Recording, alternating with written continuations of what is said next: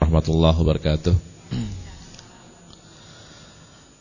Alhamdulillahirabbil alamin wassalatu wassalamu ala asyrafil anbiya wal mursalin wa ala alihi wa sahbihi ajmain. Rabbi shrah li sadri wa yassir li amri wahlul 'uqdatam min lisani yafqahu qawli. Allahumma akhrijna min zulumatil wahmi wa akrimna bi nuril fahmi wa asil akhlaqana bil hilmi waj'alna mimma yastami'una al-qawla fayattabi'una ahsanah.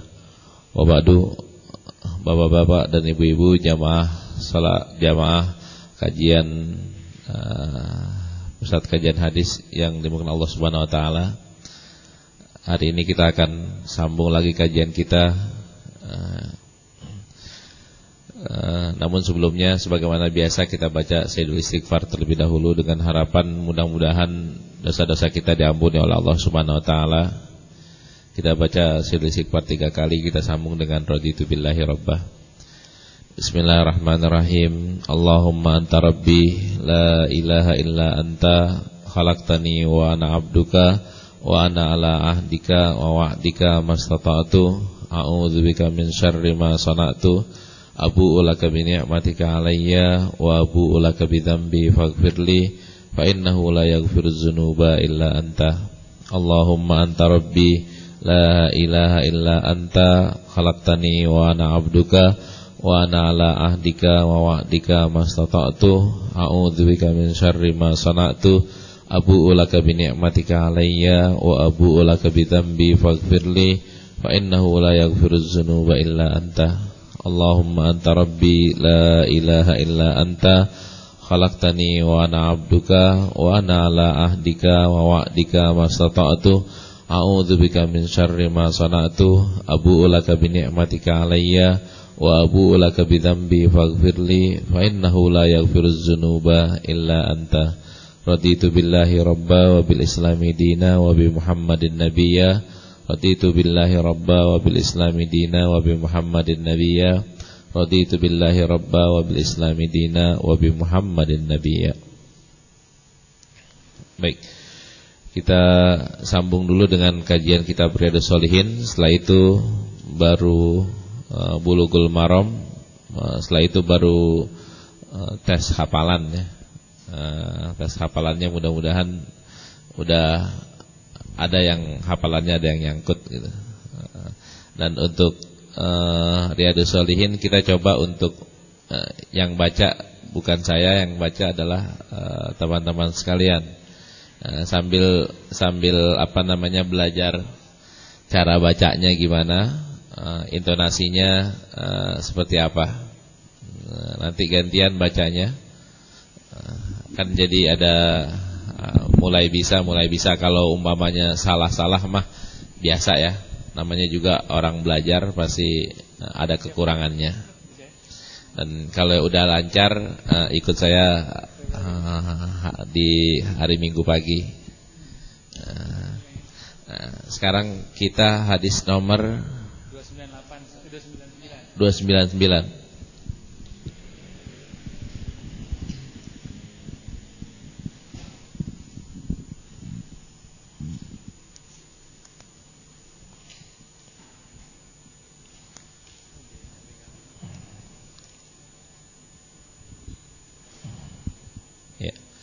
Masih bab wujuh amrihi ujub ya. Wa auladihi al-mumayyizin wa sayru man fi ra'iyatihi bi ta'atillah.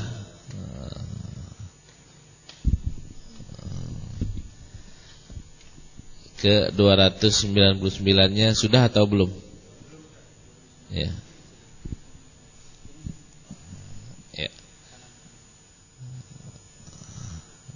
298-nya udah.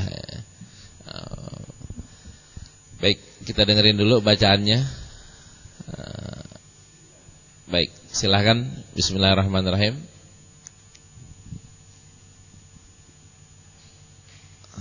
Yang udah siap duluan.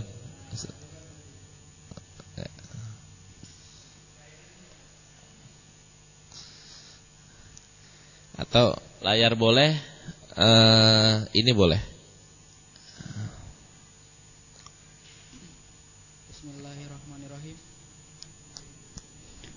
Bismillahirrahmanirrahim. Wa an Abi Habsin Umar bin. Nah, kalau awal kita baca qala al-muallifu rahimahullah wa an Abi Habsin. Qala al-muallif. Qala al-muallifu rahimahullah. Qala al-muallifu rahimahullah.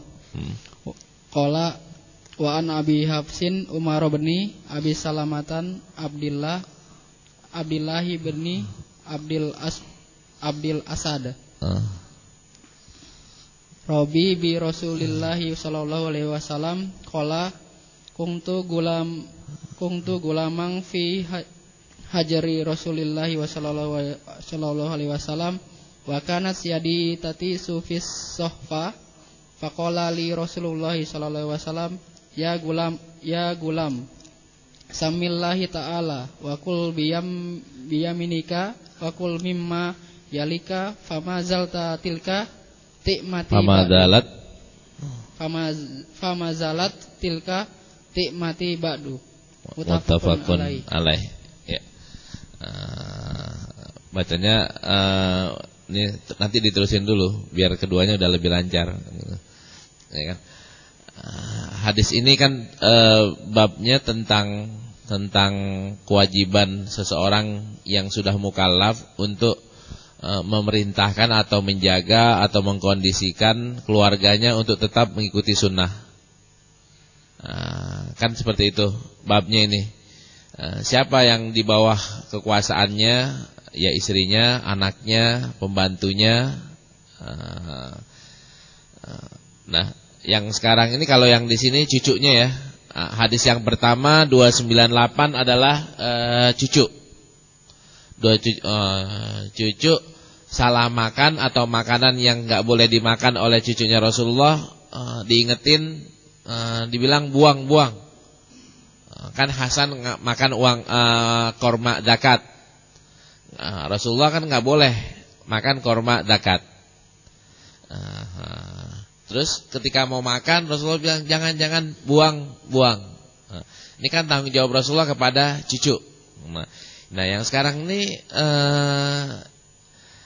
kuntu gulaman nih, Abi Habsin Umar ibn Abi Salamah ibn Abdillah ibn Abdil Asad Robi bi Rasulillah sallallahu alaihi wasallam. Ini Abi Habsin Umar, namanya Umar. Umar yang namanya Umar tuh biasanya gelarannya atau kunyahnya adalah Abi Habsin. Umar bin Khattab Abi Habsin. Di sini kalau ada yang namanya Umar, maka niatnya adalah kunyahnya Abu Habsin. Kalau yang namanya Muhammad, kunyahnya Abul Qasim. Kalau yang namanya Anas, kunyahnya Abu Hamzah. Kayak begitu. Karena sahabat-sahabat Rasulullah, juga Rasulullah namanya dengan kunyahnya diikutin orang. Jadi udah ada saudaranya. Kalau namanya si ini, kunyahnya ini. Sekalipun boleh gak berbeda? Boleh. Nah kalau yang namanya Umar, kemungkinan besar Abi Habsin. Iya, kalau punya anak namain Habs. Ibn Abi Salamah, ini anaknya Abi Salamah. Abi Salamah tuh suaminya Ummu Salamah. Hebatnya Ummu Salamah, bapaknya namanya Abu Salamah. Tetap ya, nama populernya istri Rasulullah kan Ummu Salamah. Abdullah ibn Abdil Asad Rabi bi Rasulullah. Nah ini Umar bin Abi Salamah ini anaknya Abu Salamah, berarti kan anak tirinya Rasulullah sallallahu alaihi wasallam. Nah, sayang cerita anak tirinya susah banget kita dapetin Pak. Ini cuma salah satunya doang, jarang ada riwayatnya. Nah, kuntu gulaman fi hijri Rasulullah sallallahu alaihi wasallam. Saya masih anak kecil dan masih di bawah istilahnya tinggalnya serumah sama Rasulullah Shallallahu Alaihi Wasallam. Maksudnya kan Rasulullah kan punya beberapa istri. Nah, ini ngikut nyaknya. Ngikut nyaknya bersama Rasulullah sallallahu alaihi wasallam, kan berarti kan ketika sama nyaknya kan berarti kan bersama Rasulullah sallallahu alaihi wasallam. Nah, ketika gitu waktu makan lagi di nampan begitu, tangannya ke kanan ke kiri. Artinya makannya enggak teratur. Makanannya bukan yang di depan. Ngambilnya blak. Namanya juga anak kecil gitu. Atau mungkin etikanya belum ada, atau kita bilang dia anak kecil. Habis kayak gitu, faqala Rasulullah sallallahu alaihi wasallam, Rasulullah ingetin. Ya gulam, kalau makan wahai anak kecil, kalau makan samillah dulu gitu. Nyebut nama Allah dulu, bismillahirrahmanirrahim dulu. Kalau bahasa kitanya bismillah dulu. Terus juga kalau makan wakul biyaminika, kalau makan juga makannya pakai tangan kanan. Wakul mimma yalik, dan kalau makan yang di depan dulu tuh. Jangan di sebelah sono. Suruh mimma yalik. Terus ini kata-kata Rasulullah. Habis itu responnya anaknya Abu Salamah ini, anak tirinya Rasulullah ini, fama zalat tilka ti'mati ba'du. Dan mulai dari saat itu begitulah model makan saya. Jadi makannya awalnya pakai bismillah, pakai tangan kanan. Kalau makannya yang depan dulu.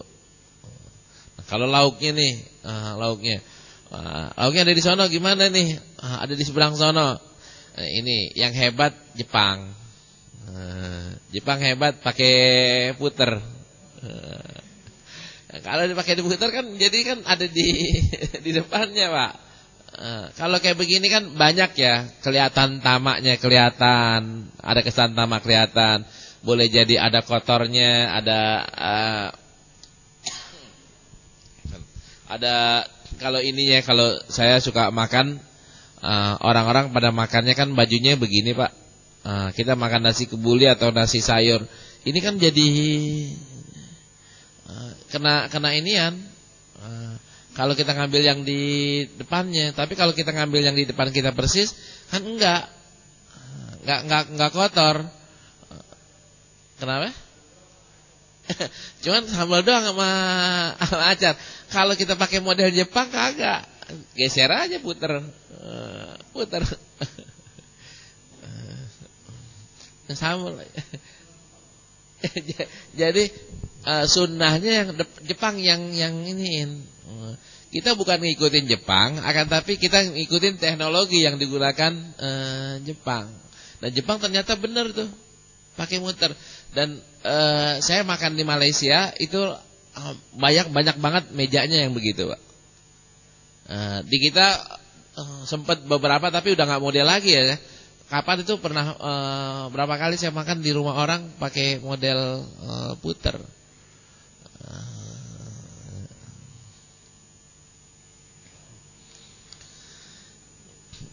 Nah, apa pelajaran yang kita bisa ambil di sini? Yang pertama, Rasulullah tanggung jawab sama memang yang di bawah kekuasaannya. Sebagai seorang manusia, kepala rumah tangga, beliau bertanggung jawab sama anaknya, termasuk juga anak tirinya. Diingetin tuh, ya gulam samillah wakul biyaminik, wakul mimma yalik. Nah, yang keduanya, responnya anak ini, responnya sahabat masih kecil aja kayak begitu gitu. Itu dijadikan pelajaran betul, dan itu udah jadi akhlaknya dah. Untuk selanjutnya jadi akhlaknya. Nih anak kalau makan ya seperti yang diajarkan oleh Rasulullah. Baca bismillah dulu, pakai tangan kanan, dan makan yang ada di bagian depan terlebih dahulu. Baru kemudian ke sana. Nanti etikanya lagi. Kalau emang kita nih nggak pakai meja puter, yang belah sono bagi geser ke ngapa daging di sini gitu. kan etikanya gitu. Jangan mentang-mentang di sana bagiannya enak, lo diam aja sini acara sama sambal doang gitu. Diam aja. Ya geser gitu biar ini nggak ngacak.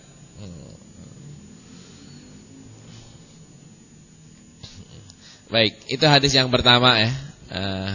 Hadis yang kedua, siapa yang mau baca atau sekali lagi? Ya, silakan. Wa an ibni Umar radhiyallahu anhu. Ya, karena antum yang baca, antum ulangi lagi ya. Qalal muallifu rahimahullah. Tapi kalau misalnya antum yang baca, jangan pakai qalal muallifu lagi, karena udah tadi kan. Ya. Ketika antum yang baca, antum baca qalal muallifu rahimahullah. Ya. Qalal muallifu rahimahullah. Wa an ibni Umar radhiyallahu anhuma qala sami'tu Rasulullah sallallahu alaihi wasallam yaqul kullukum ra'in wa kullukum mas'ulun an ra'iyati al-imamu ra'in wa mas'ulun an ra'iyati war-rajulu ra'in fi ahlihi wa mas'ulun an ra'iyati wal mar'atu ra'iyatun fi baiti zawjiha wa mas'ulatun an ra'iyatiha wal khadimu ra'in fi mali sayyidihi wa mas'ulun an ra'iyati fa kullukum ra'in wa mas'ulun an ra'iyati muttafaq alaih. Ya, ini hadis ini populer banget. Populer dari Ibn Umar. Sami'tu Rasulullah sallallahu alaihi wasallam yaqul kullukum ra'in.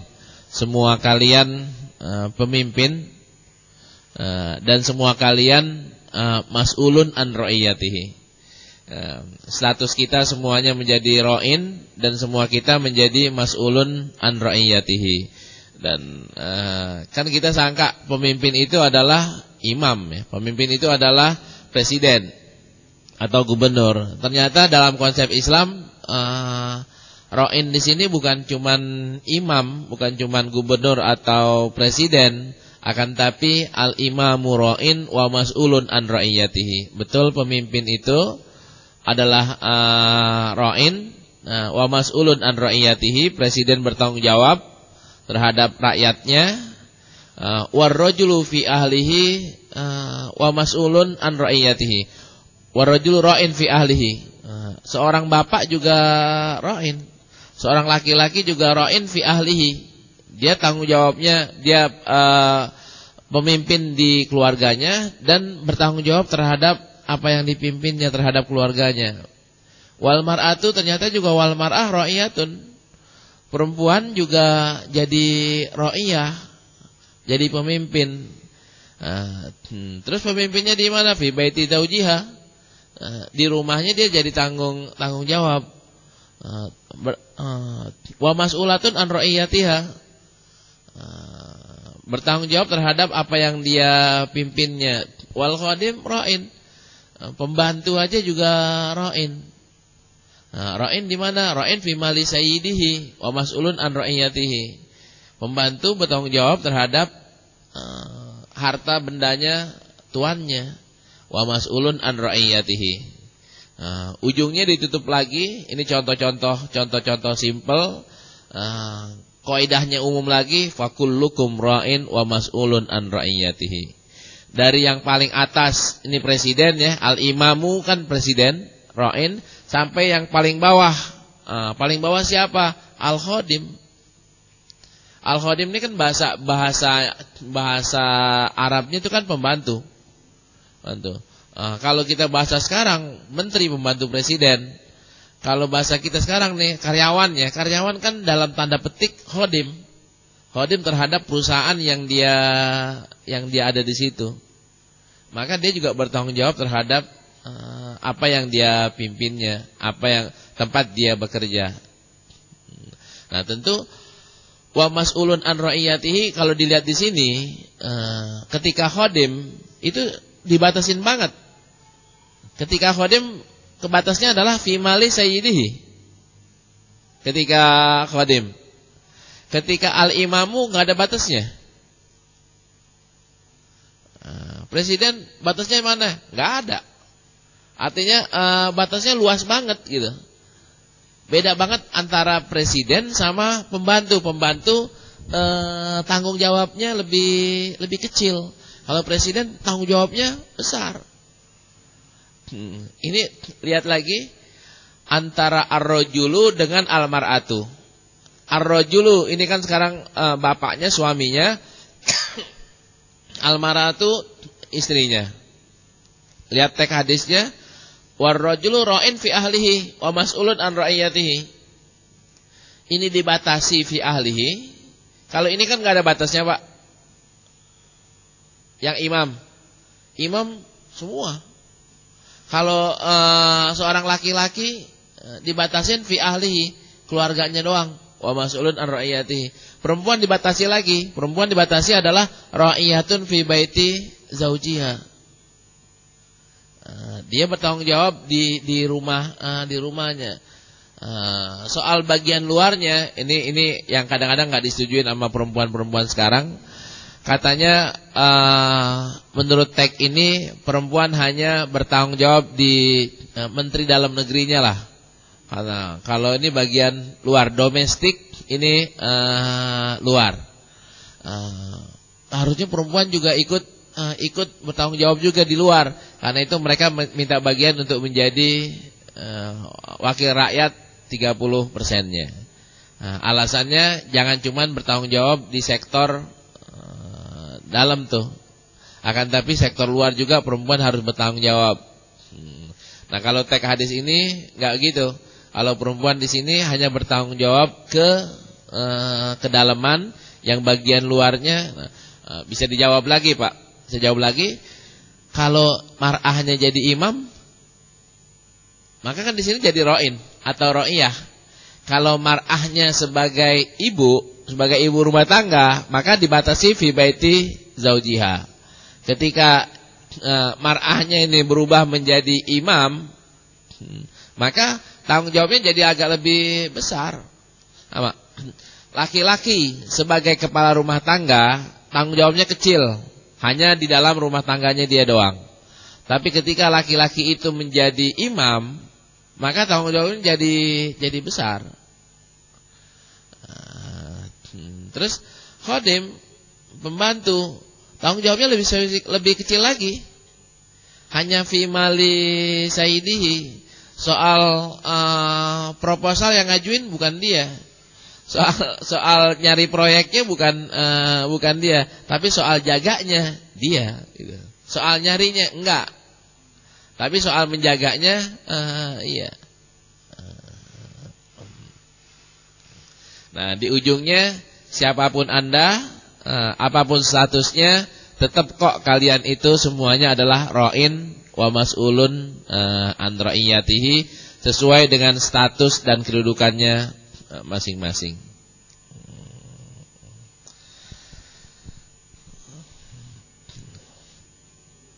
Nah, ketika wa mas'ulun, maka berlaku yang di atas, Pak.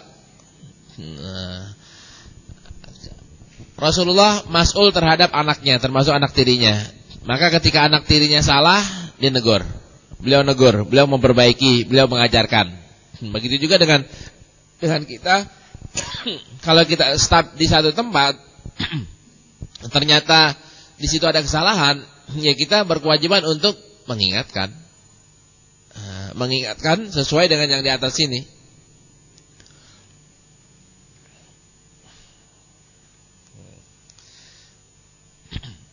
Baik, itu hadis ke-300.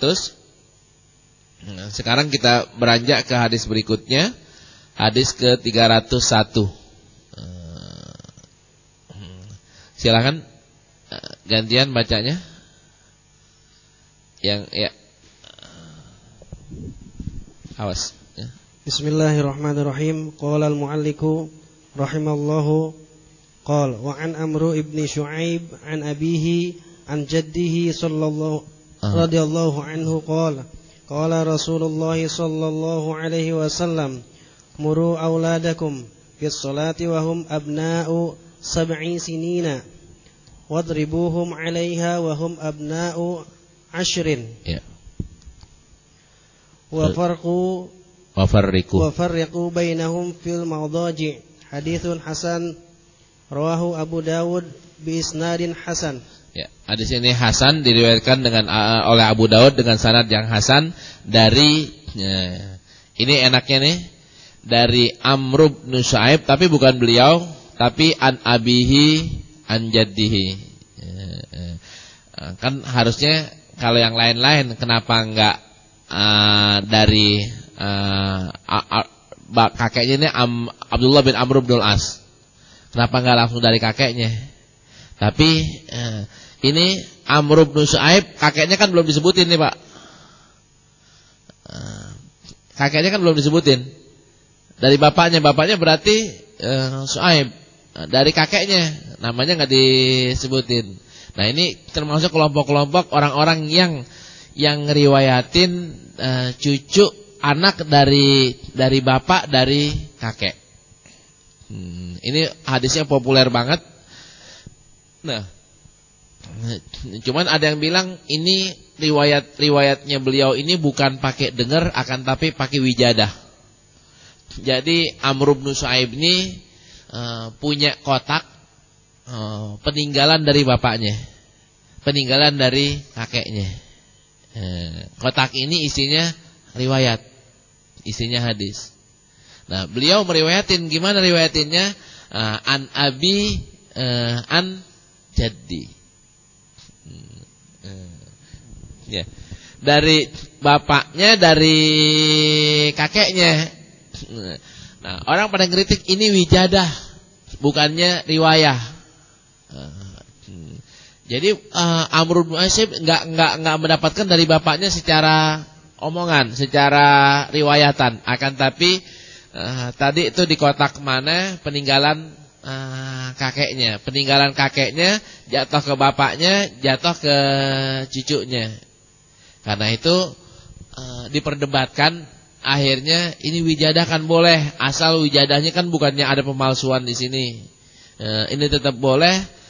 Komprominya hadisnya jatuhnya jadi hadis hasan.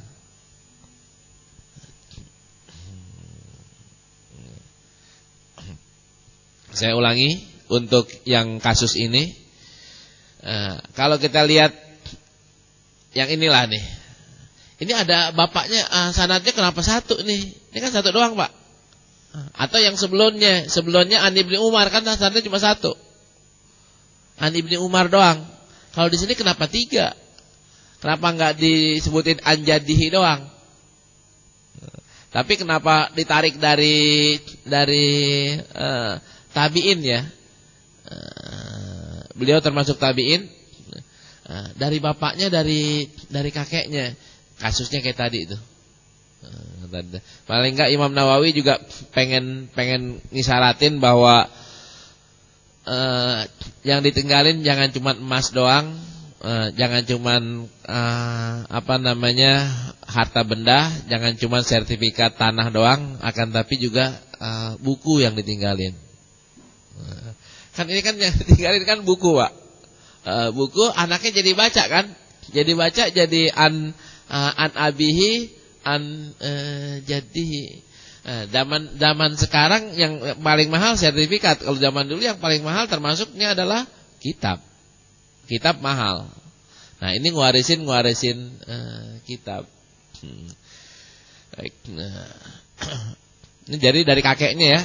Kakeknya yang sahabat adalah kakeknya Amr bin As, Abdullah bin Amr bin As. Qala Rasulullah sallallahu alaihi wasallam, muru auladakum bis salati wa hum abna'u sab'i sinin. Perintahkanlah anak-anak kalian untuk melaksanakan sholat wahum abna'u sab'i sinin.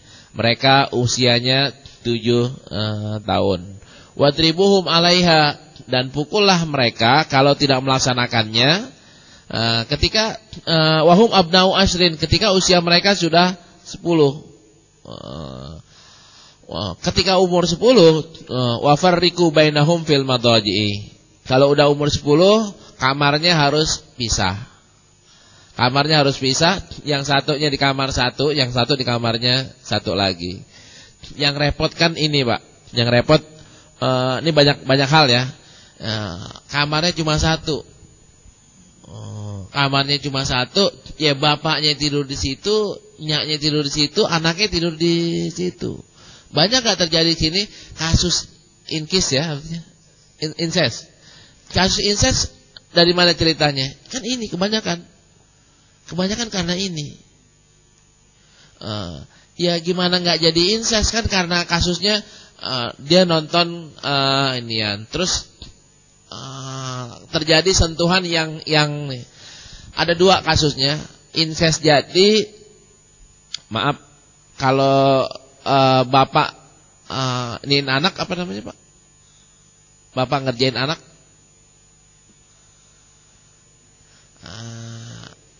Bukan pedofil. Bapaknya ini satu keluarga. Kalau hubungan sedarah itu kan, kalau hubungan sedarahnya bapak ke anak, saya lupa nama kasusnya apaan. Itu terus yang kedua yang ketiganya adalah anaknya makin banyak.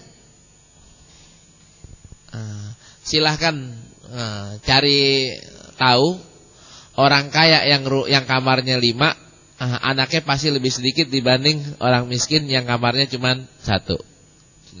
Kenapa? Nyenggol mulu. Kalau di sana kan nggak pernah nyenggol. Nah, kasurnya gede, kadang-kadang juga mamanya tidurnya di mana, bapaknya di kamar mana. Akhirnya ya tidak terjadi hubungan suami istri, akhirnya juga tidak menghasilkan anak. Nah kalau yang ini, repotnya kan. Udah rumahnya kecil, anaknya banyak. Nah, kalau kita tarik ke kajian besarnya, berarti kalau wafarriqu bainahum fil madaji, berarti kamarnya minimal 2, Pak. Kalau rumahnya kamarnya 2, anak sama bapak gimana? Berarti 3. Suami istri di satu kamar, anak laki-laki di satu kamar, anak perempuan di satu kamar yang berbeda. Jadi 3 kamar. Rumah yang Islami berapa kamar? 3 kamar. Iya minimal itu. Terus nggak punya kelasnya belum segitu. Kelasnya belum segitu kita selesain. Selesainya pakai apaan?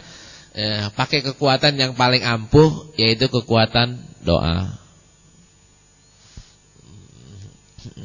Nah, orang yang rumahnya 1, doanya kan ya Allah berikan saya rumah doang. Gak bilang yang kamarnya 3. Terus pindah lagi ke kontrakan yang lainnya, kamarnya cuma 1 doang. Terus sekali-kali doanya lempengan ngapa sih? Ya Allah, berikanlah saya rumah yang 3 kamar ya Allah. Kenapa? Karena anak saya udah 2, yang 1 laki-laki, yang 1 perempuan, atau ada yang laki ada yang perempuan. Sesuai dengan sunnah Rasulmu, ini harus dipisahin. Kalau umpamanya saya punya kamar cuma 1 doang, ini pada kagak pada nggak ngikutin sunnah Rasul. Kalau 2 doang juga nggak ngikutin sunnah Rasul. Kalau pakai 3 enak nih, bisa inain. Jawab ya, Rasulullah aja kamarnya di Madinah cuma 1, Rasulullah nggak punya anak. Iya kan? Rasulullah kan nggak punya anak, Bu. Punya anak di Madinah, di Mekah. Di Mekah rumahnya gede. Kalau di Madinah rumahnya kecil, kan nggak punya anak. 1 kamar doang cukup. Iya kan, Fatimah kan udah berumah sendiri, Pak. Di awalnya iya. Saya nggak tahu rumahnya waktu awalnya berapa gedenya.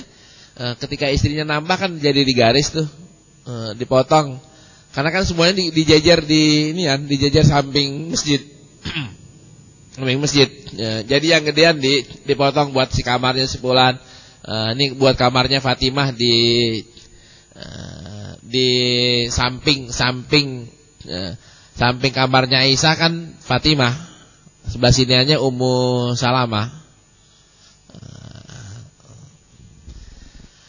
Nah doa kita jadi kayak gitu. Doa kita ya Allah, berikanlah saya rumah yang 3 kamar karena saya kepengen ngelaksanain sunnah Rasulullah SAW yang misain. Kalau saya belum punya anak, nggak boleh dong doa kayak gitu, Ustaz. Boleh doa kayak gitu mukadimah, ya Allah, entar kalau biar nanti kalau saya punya anak 3, nggak usah pakai pindah-pindah rumah lagi. Kan bisa kayak gitu. Nah, ini doa yang model kayak gini jarang didoain oleh orang-orang yang rumahnya masih 1 kamar. Coba dah yang punya rumahnya 1 kamar ngewiridin ya, ngewiridin dengan alasan syar'i. Alasan syar'inya kayak begini. Mudah-mudahan Allah kasih rezeki. Ya entah belakangnya ada yang jual cuma 10 meter, jadi tambahin belakang, jadi ada kamar baru. Atau digeser ke kanan, orang jual emang cuma 10 meter doang, jadi tambah kamar 1 kamar lagi atau 2 kamar lagi. Atau kalau enggak Allah kasih rezeki jadi dapat tingkat. Tingkat anaknya disuruh tidur di atas.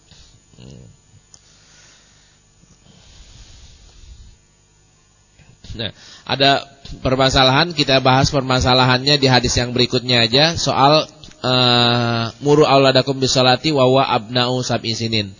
Di hadis yang berikutnya sama, kita akan jelasin tentang muru auladakumnya di hadis yang ke-302.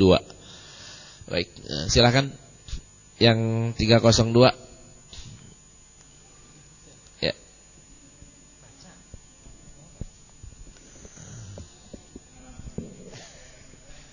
Ya. Bismillahirrahmanirrahim. Qala al-Imam Al-Bukhari rahimahullah. Ini bukan Bukhari, kalau Imam Nawawi. Oh, belum. Enggak, ini Imam Nawawi. Oh, Imam Nawawi. Kan Riyadhus Shalihin. Qala al-mu'allifu rahimahullah. Qala mu'allifu rahimahullah. Wa an Abi sini deh. Surayyah. Wa an Abi Surayyah Sabrata bin Ma'badin al-Juhaini radhiyallahu anhu qala Rasulullah sallallahu alaihi wasallam allimu sabiyya salata hisab'i sinina wadribuhu 'alaiha ibnu asri sinin. Ya. Hadisu hasan rawahu Abu Dawud wa Tirmizi.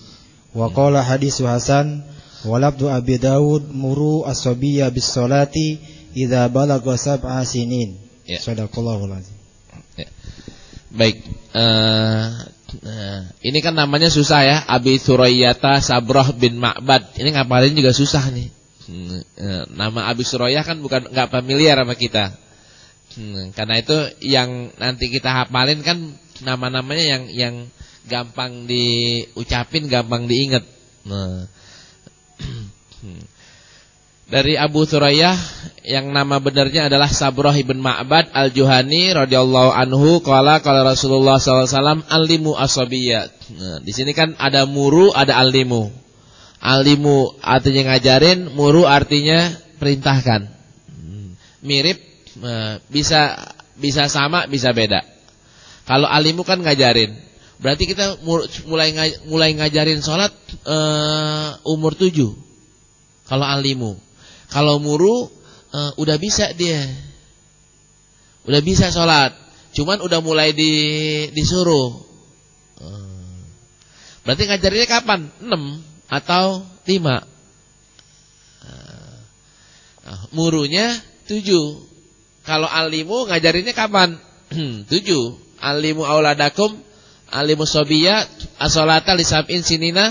Itu artinya kita mulai ngajarinnya adalah 7. Kalau muru kita ngajarinnya boleh jadi 6, Pak. Ntar 7-nya udah tinggal muru. Boleh juga artinya sama antara muru dengan alimu. Kenapa kok batasnya lisab isinin? Kenapa batasnya 7 tahun? Karena usia tamyiz. Tamyiz itu 7. Usia tamyiz berubah atau enggak? Usia yang disebut usia mumayyaz ya, itu 7 atau enggak? Kalau anak sekarang 7 udah kegedean, 7 baru belajar sholat. Orang dulu, orang zaman saya sunat. Kalau udah baca lam yakunil lam yakunil ladzina kafaru itu usianya kelas 3-an, Pak. Zaman saya dulu kecil. Kelas 3 baru sunat, kelas 3 SD Kak ya. Berarti usianya 9 tahun. Anak sekarang belum masuk SD udah sunat, Pak. Anak dulu zaman saya lam yakunil kelas 3 SD baru apalnya lam yakunil enggak apa-apa. Anak sekarang kelas 1 udah apal amma yatasaalun. Kan berubah tuh, perubahan.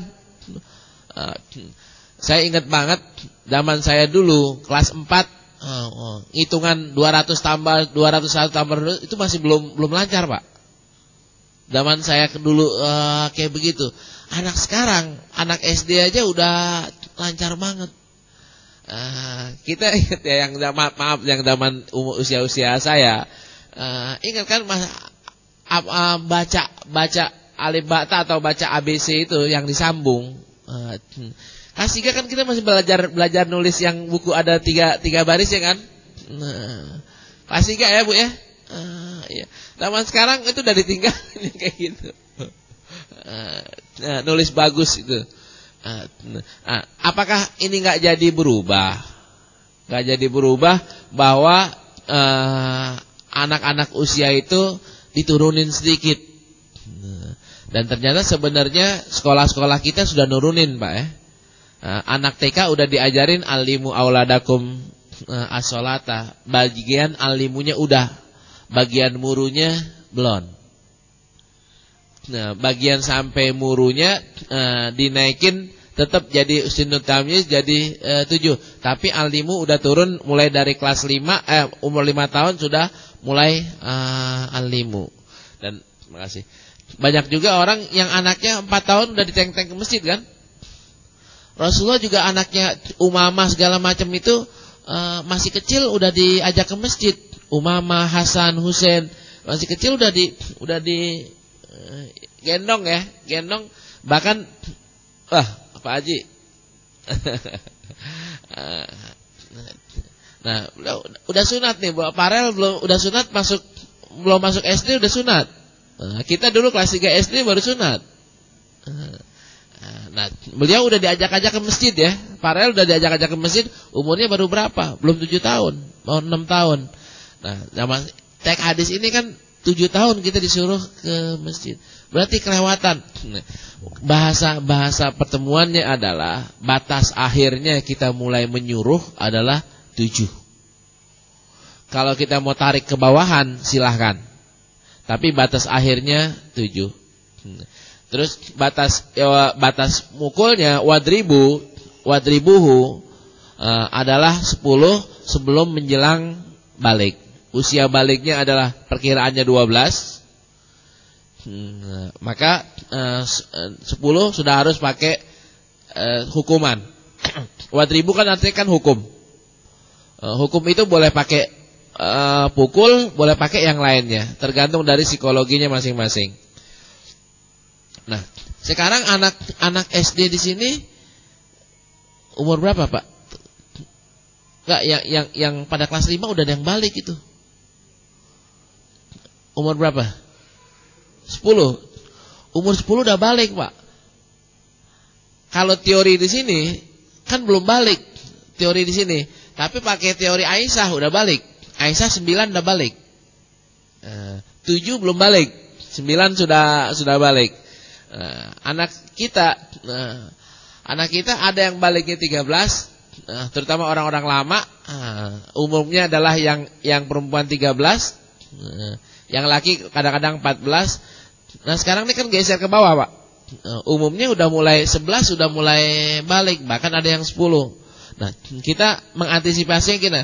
Kalau umpamanya kita terlambat, udah balik baru kita pakai wadribuhu, maka dia nggak kerjain langsung dosa, Pak.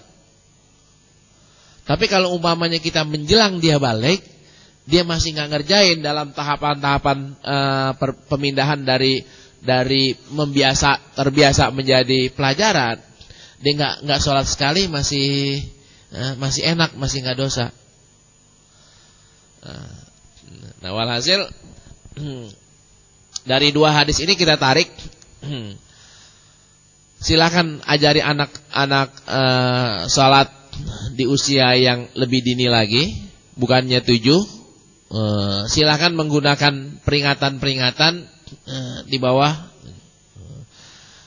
Si anak saya yang perempuan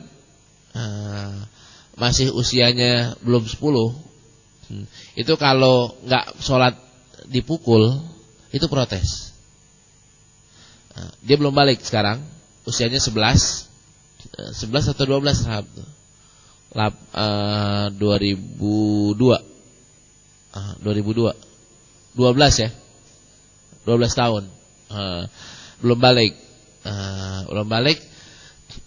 Ketika usianya masih di bawah 10 atau 10 masih 10 atau di bawah dikit, dibangunin nih. Bangun, terutama kan paling sering. Aku kan belum 10 tahun, aku kan belum wajib sholat, belum boleh dipukul. Alasannya mana? Alasannya ini. Untung nih kagak apal hadasananya. Kalau di apal hadasananya saya juga bingung ntar. Alasannya kayak gitu, Pak. Karena pukulnya adalah pakai asrosinin. Nah, jangan sampai lewat dari asrosinin. Baik. Saya pengen kasih manfaat lagi tadi itu, ketika anak kita tahu dalil kayak begini, dia bisa ngebalikin kita ya, positif dan negatif lah. Tapi insya Allah positif. Ketika dia lewat 10 tahun kita bilang, kamu udah 10 tahun loh. Kemarin nggak boleh dipukul, tapi kalau udah lewat 10 kan berarti boleh dipukul sekalipun belum balik. Tek hadis ini kan nggak ada baliknya, Pak. Teknya kan nggak ada baliknya kan. Nah, kalau baliknya kan sudah langsung mukallaf. Baik. Nah, itu yang perempuan. Tadi yang laki, anak yang tadi yang laki, saya ajakin, hadis yang keempat apa dah? Dia apa? Alladzi tabutuhu sholatal asri. Yang lewat sholat asar, yang enggak sholat asar, seolah-olah dia sudah meninggalkan hartanya dan keluarganya. Nah, apal dong nih hadisnya. Qala Imam Bukhari rahimahullah, diapalin. Ini udah asar nih ini. Ayo kita sholat ke masjid ya. Iya. Ayo ke masjid. Tadi ke masjid di antara sebabnya adalah karena hadis sudah hafal hadis yang kita bakal ngapalin ya.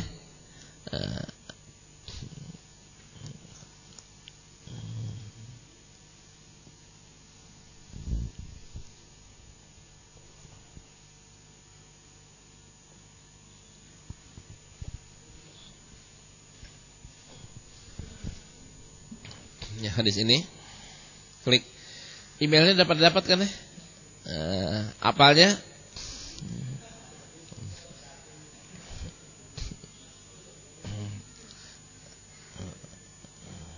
ya, bukan tadi hadisnya hadis 3 berarti ya nih.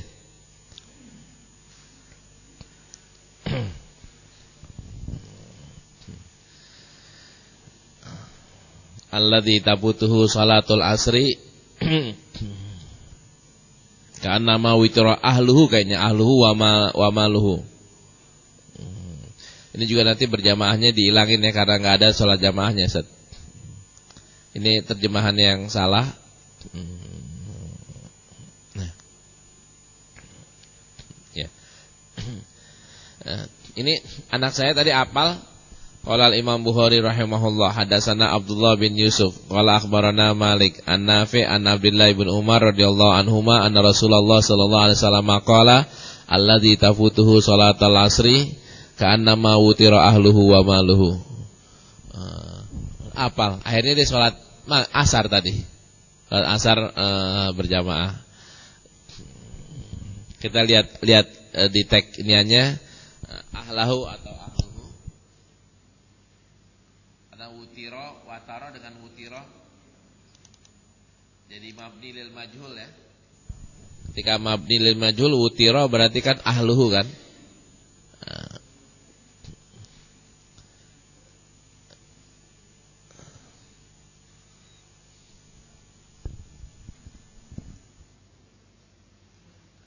Kita bisa lihat di sini untuk ngeceknya. Hadisnya nomor berapa di sini? Hadisnya 519. Kita lihat 519.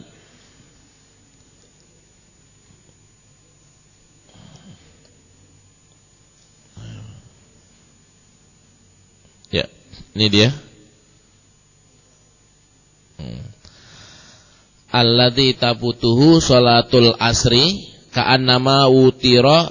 Di sini ahlu atau ahlahu nih? Ahlahu ya. Ahlahu wa malahu. Jadi watara dengan wutira sama kayaknya artinya. Ahlahu wa malahu.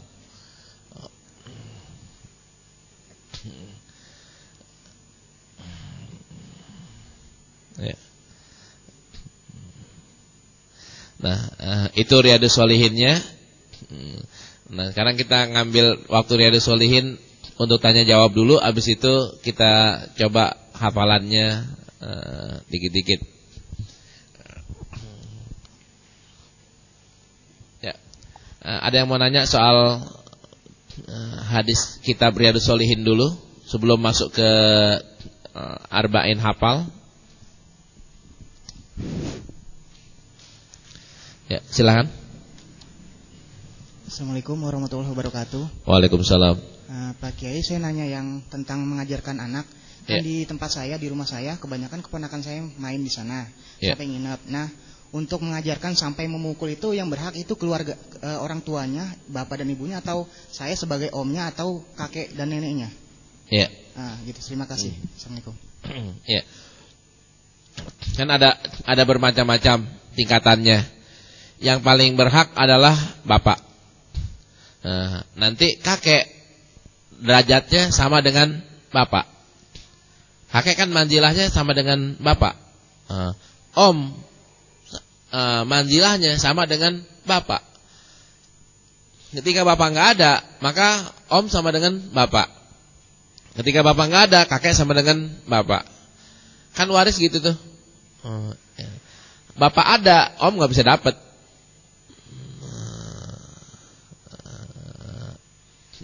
Bapak nggak ada dulu, nanti om bisa dapat. Nah, tanggung jawabnya gitu juga. Berarti kalau emang di situ nggak ada, maka kedudukan kita menggantikan sebagai om, sebagai bapak. Kita boleh memarahin. Baik.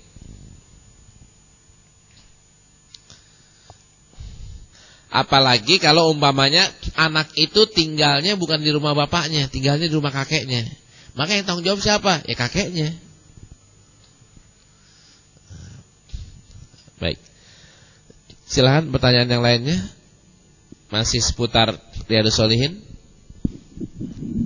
Assalamualaikum warahmatullahi wabarakatuh. Waalaikumsalam. Ini Ustaz, kalau kita mau mengajak anak ke masjid kan kadang anak belum tahu apa-apa. Ya. Lari sana, lari sini, seperti itu. Ya. Kemudian saya pernah baca juga bahwa kalau barang siapa orang yang melewati orang sedang sholat itu berdosa. Gitu. Ya. Sedangkan ini anak kita mau ajak ke masjid, cuma ya itu penyakitnya. Kalau kita lagi sholat kan susah untuk dikontrolnya itu. Bagaimana Ustaz? Ya. Terima kasih. Yang pertama, kalau umpamanya dia lewatin orang yang lagi sholat, dia nggak dosa karena dia belum mukallaf. Dia mengganggu, iya. Nah, caranya yang paling simpel, ketika ajak di situ ingetin dulu dan usap palanya. Usap palanya, diem ya, ikuti sholat. Kadang-kadang dia kalau ada temennya nyakitnya kambuh, kalau nggak ada temennya diem dia. Tapi kalau ada yang lain kabur dia udah. Usap palanya enggak. Nanti di program yang lagi kita bikin, judul programnya namanya Ya Allah Aku Berdoa. Nah, Ya Allah Aku Berdoa tuh enak banget. Udah bisa Mas Agus ya? Belum? Ini ada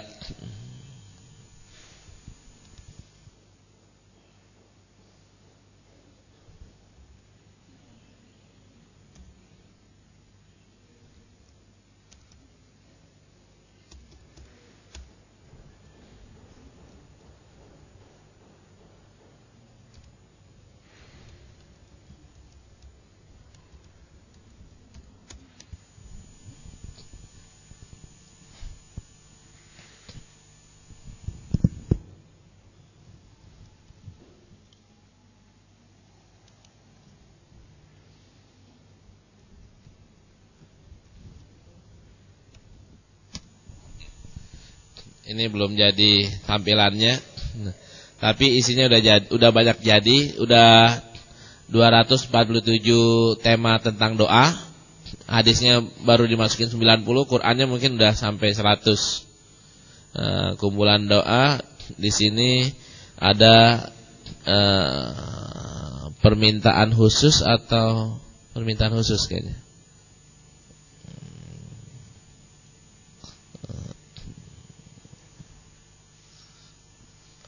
Ini ada mohon ditemukan jodohnya, ada maaf yang ada kegiatan khusus, kegiatan khusus perkawinan, seputar pernikahan. Pernikahan ada mohon diberikan jodoh, ada doa selamat buat pengantin, ada doa ketika melakukan hubungan intim, ada doa, ini mohon maaf, bagi janda agar dapat suami lagi. Orang pada ketawa, ini hadis beneran ini. Ya, hadis praktek gitu, hadis amalia. Nah masih jarang yang tahu nih, Nanti kita kliknya pas udah launching aja. Nah buat janda biar dapat jodoh lagi, klik ini. Nah itu yang nggak ada, Pak. Itu saya juga mau doa yang itu, Pak. Ternyata nggak ada. Ya, kita semuanya prinsipnya itu. Ini kita udah nomerin, cuman sayang belum bisa dilihat ya. Beda sama karena teman-teman belum apa istilahnya, belum bikinin view-nya, belum dibikinin. Kalau view-nya udah dibikinin, udah muncul. Beda sama hadis 40. Hadis 40 belum jadi tapi view-nya udah.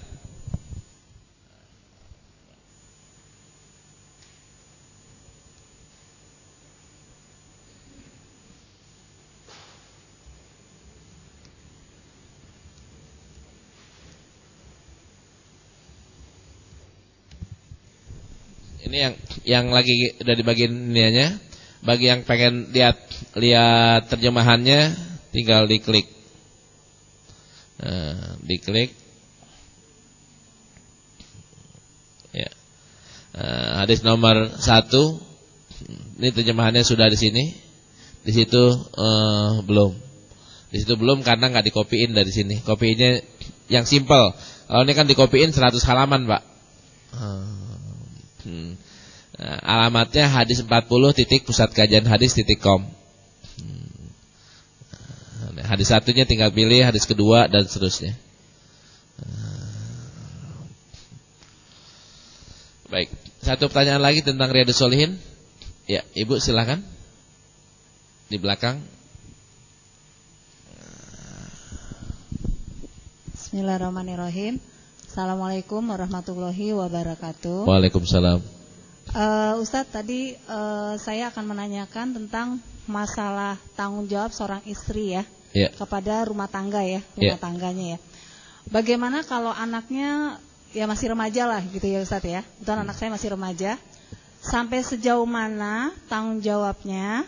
Terus apakah kita terus mengingatkan atau memang udah tanggung jawab dia kalau dia memang melaksanakan yang misalnya yang dosa. Gitu loh Ustaz. Jadi secara dalilnya bagaimana tanggung jawab seorang istri kepada, apakah seorang istri aja atau sharing bersama suami, ikut sama-sama berdua gitu. Tidak bisa, mungkin ada orang yang mengatakan ini kan pekerjaan seorang ibu gitu, tanggung jawab seorang ibu, bapak tanggung jawabnya di luar misalnya mencari nafkah. Jadi ada kisah misalnya seorang istri merasa disalahkan terus kalau anaknya berbuat itu. Nah itu bagaimana Ustaz kalau kayak begitu? Baik. Terima kasih sebelumnya. Yang pertama tanggung jawab berdua ya, tanggung jawab umumnya dua, tanggung jawab lebih khususnya jelas ibu lebih daripada bapak.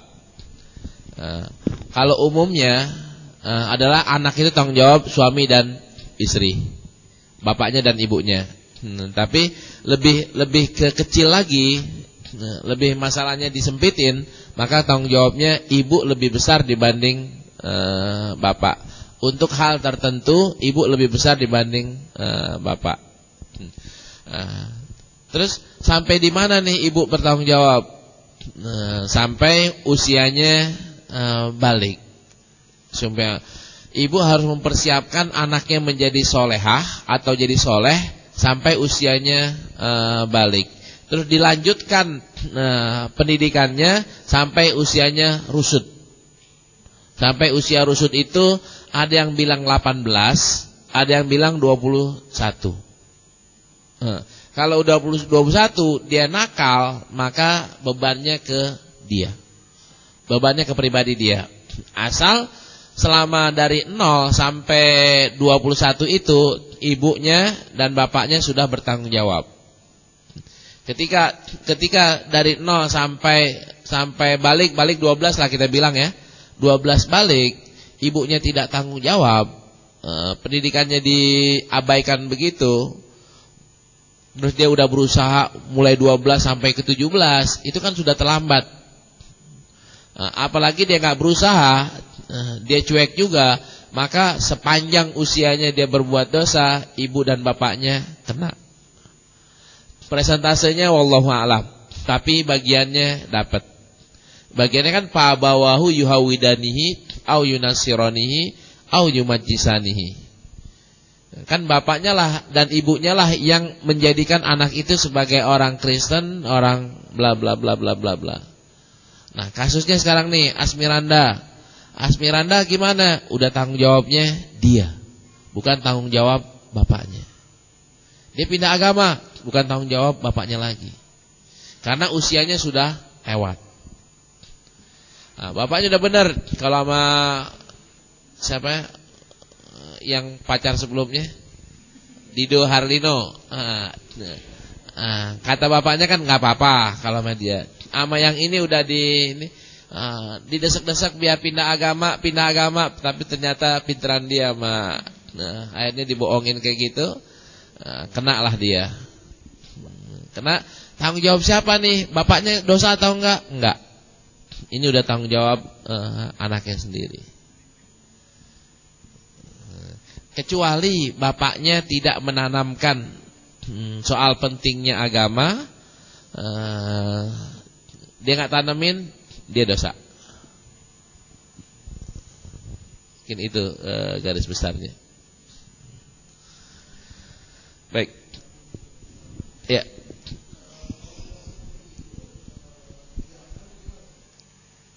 Yang ya.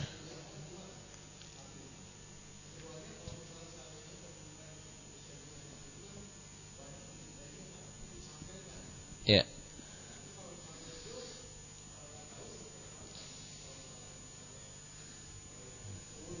Ya. Ya.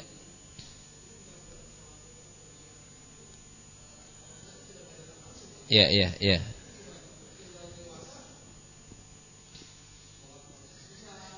Iya, iya.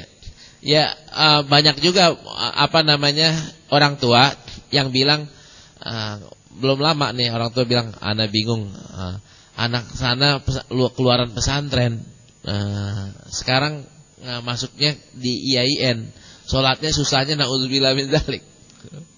Padahal dari pesantren masuk IAIN. Ya, ini bapaknya tanggung jawab atau enggak yang kayak model kayak begini nih? Bapaknya enggak. Karena bapaknya sebenarnya udah benar. Tinggal bapaknya kan tinggal ngecat doang, Pak. Enggak perlu bangun lagi, ngecat doang kan. Ngecatnya artinya ketika dia di sini dirangkul. Dirangkul dengan kasih sayang, ayo ke masjid yuk. Ajak jalan-jalan hari Minggu, ajak jalan-jalannya ke masjid tahun. Ajak jalan-jalannya ke Masjid Cinegara, Pak. Masjid Cinegara cakep, Pak. Bentar lagi insyaallah. Insyaallah kalau urusannya beres, ini mudah-mudahan IMB-nya udah mulai kelihatan baunya. Itu beres. Cinegara. Masjid Cinegara ini, Pak. Iya.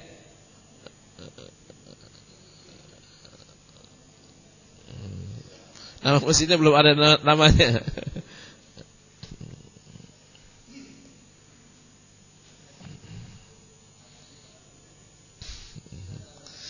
Ya, ini masjid Cinegara kalau udah jadi nih insyaallah.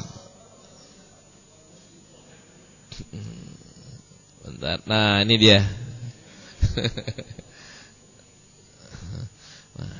Ajak jalan anak-anaknya ke sini. Habis sholat subuh di sini, jalan dah ke air terjunnya. Ke air terjunnya.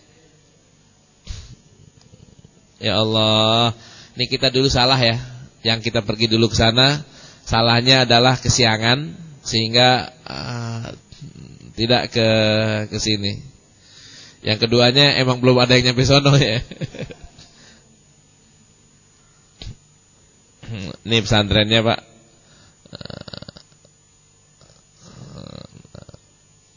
Ini area pesantren kita.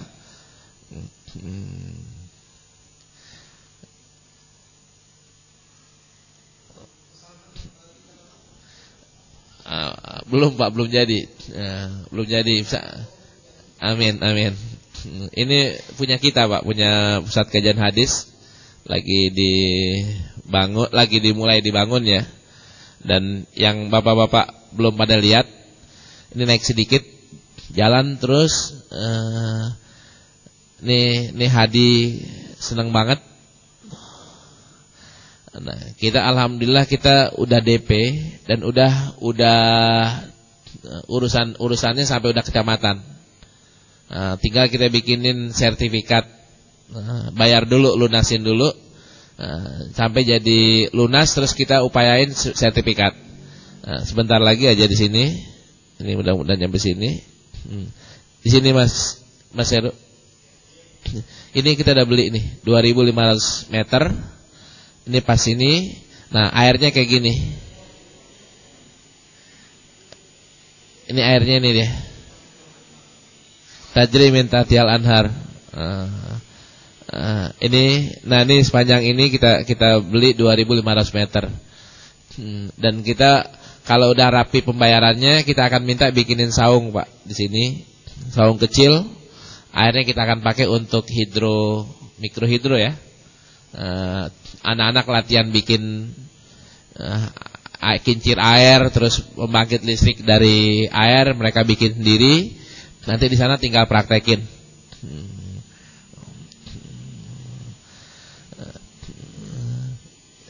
Bikin sini dan ya ini dia kita lagi udah beli ya. Di ujungnya adalah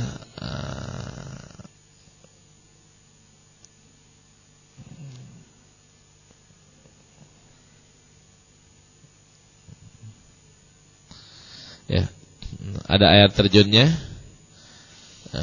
Ini air terjun 1.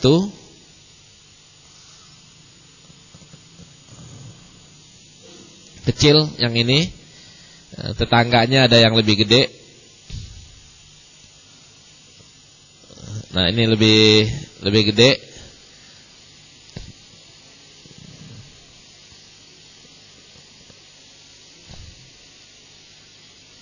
Tetangganya lagi lebih gede lagi.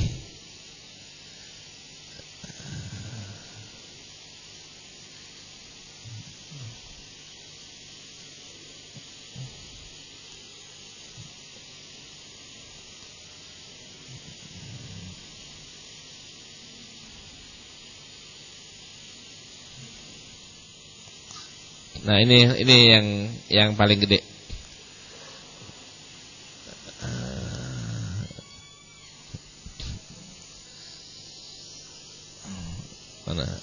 Nah, ini dia.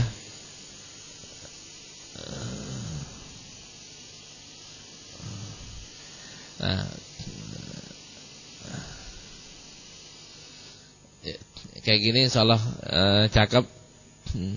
Nah, pesantrennya untuk keluarga, pesantren hadis untuk keluarga. Nah, tapi anak-anak juga boleh. Syaratnya pakai di sana adalah harus ikut tahsin dan ikut apal hadis. Nanti tanggal 21 ada orang yang ikut pelatihan jadi mufasir di tempat Pak Quraish Shihab. Udah 3 bulan mereka dosen-dosen belajar menjadi mufasir di situ. 3 hari ntar mereka akan jadi santri di pusat kajian hadis, menjadi santri pertama. Nah kemarin tuh masih belajar tuh yang anak Arimbani. Nah nanti mereka akan menjadi pesantren santri pertama. Ada 13 orang doang. Tapi udah dosen-dosen di beberapa kampus di Indonesia. Bukan dari Jakarta doang, tapi dari beberapa. Nah mereka akan ikut pelatihan di sini. Saya tampilin kayak gini, mau katanya. Mau, dan paginya sarapan wajibnya adalah ke Curug. Kita insya Allah kalau urusannya beres 2 bulan lagi kita bisa nginep di sana. Jadi nggak kayak kemarin cuma datang begitu doang, tapi nanti bisa nginep, tapi masaknya sendiri. Baik, nah, itu untuk ininya. Jawabannya belum ya? Iya. Apaan tadi iniannya Pak? Saya jadi lupa. Ya, di pesantren. Jadi betul. Tanggung jawab udah benar tuh Pak. Dia udah ngasih ke pesantren, tinggal waktu pulangnya doang aja. Pulangnya bapaknya ngerangkul enggak? Nah, itu yang kadang-kadang bapaknya ini termasuk saya dulu Pak. Orang tua mengatakan lu udah anak pesantren. Orang pesantren kan kadang-kadang di dalamnya itu ini di luar kayak kuda liar. Nah ini bisa nggak jadi kuda liar, jadi rangkul.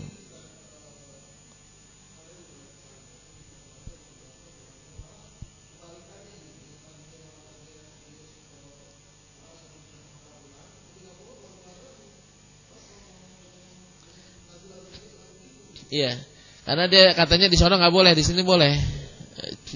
Itu jadi yang maksud saya kuda liar itu Pak. Yang sana nggak boleh, jadi di sini boleh.